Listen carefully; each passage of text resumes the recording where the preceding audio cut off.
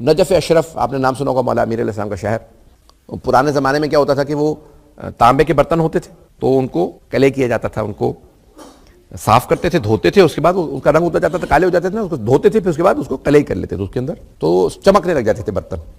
توجہ ہے مجمع کے؟ تو نجف میں کیا ہوتا تھا کہ وہ لوگ سڑکوں پہ نکل آتے تھے. مجھے اب تک یاد ہے میرے بچپن میں لاہور کچھ عرصہ رہا ہوں تو وہاں پہ بھی ہوتا تھا. ہاں کسی نے ابھی آواز دی ہے. ہاں تو برتن کلی کرا لیں، پانڈے کہتے ہیں پنجابی میں. تو لاہور میں نا نعرے لگاتے تھے، وہ آتے تھے، وہ سارے برتن آ کے دھوتے تھے، اس کو سارن تیز گرم اس کے اندر آگ میں ڈالتا تھا اور وہ فوراً کلی کر دیتا تھا.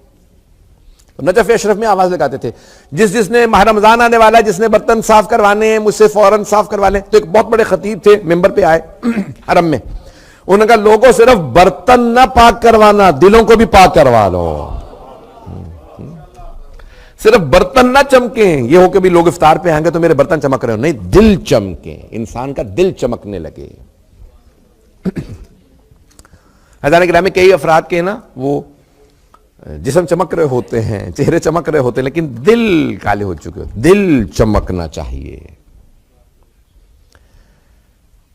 یہ پاک ہستیاں ہیں، محمد علیہ السلام پاک ہستیاں ہیں، ان کی محبت صرف پاک دل میں اترتی ہے.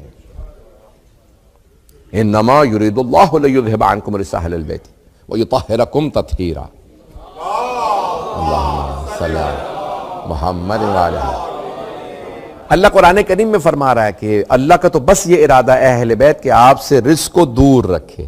جب رجس، نجاست، پلیدگی، فلس، کتنی زبانوں میں ترجمہ کروں اس کا، گندگی جب دور رہے گی، اللہ کہہ رہا ہے میں ہر طرح کی گندگی کو، پلیدگی کو آپ سے دور رکھوں گا، آپ کو پاک رکھوں گا. جب یہ پاک ہے دلوں کو پاک کرو تاکہ یہ دل میں آئے.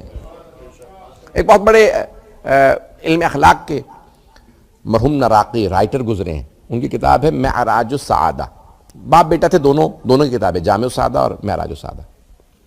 معراج السعادہ اس کا ترجمہ اردو میں ہے عروج سعادت کے نام سے، خوش بختی، سعادت.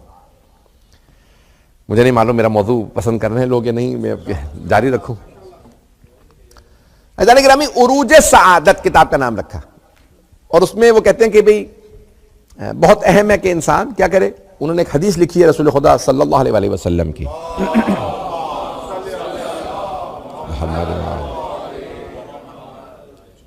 کہ آپ فرماتے ہیں کہ لا تدخل الملائکۃ بیتا فیہ کلب.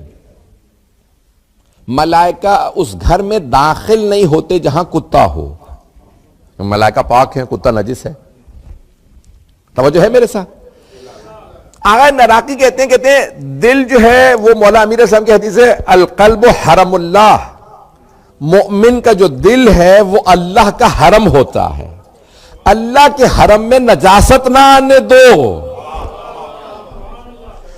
یہ جب دل پاک ہوگا تو خود بخود محبتیں اترتی چلی جائیں گی.